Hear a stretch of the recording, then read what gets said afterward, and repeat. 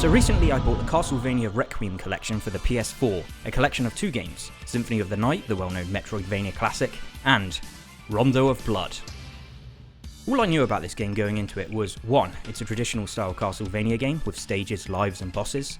2. That it's a prequel to Symphony of the Night, ending the same way that that game begins. And 3.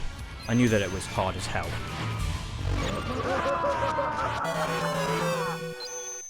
I love how this isn't the kind of game where if you're struggling with it, you can just go off and level up. Instead, it's about mastering every section of a level, learning each enemy like the back of your hand, and eventually each boss and all their moves until you can beat them, without hopefully getting beaten to a pulp yourself.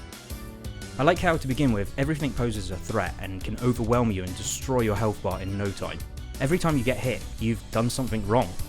But with practice and with strategy, things start to click. You learn which sub-weapons are going to be the most useful for an upcoming area. You learn where all the hidden wall pork chops are to give you back health. There's a lot of trial and error and a lot of game overs, but when you eventually manage a win, it feels like it's a victory that's been earned, and there is nothing better than pulling off a pose as the stage clear text pops up. Before getting to do it all over again on the next stage. It's a great feeling starting a new game and breezing through levels that used to take me hours, but now doing them in a matter of minutes. Sections that used to be a roadblock, I can now get through without taking a hit, often using that cool backflip move to dodge out of the way of enemy attacks with style.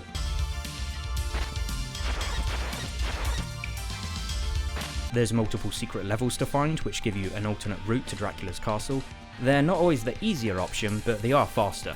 And I like it that it means that each time you play, you can mix things up and take different routes.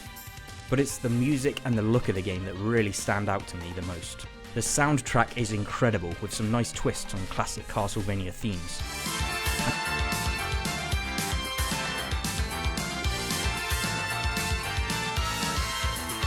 And I love the animated intro to the game, with a very anime, comic book looking style.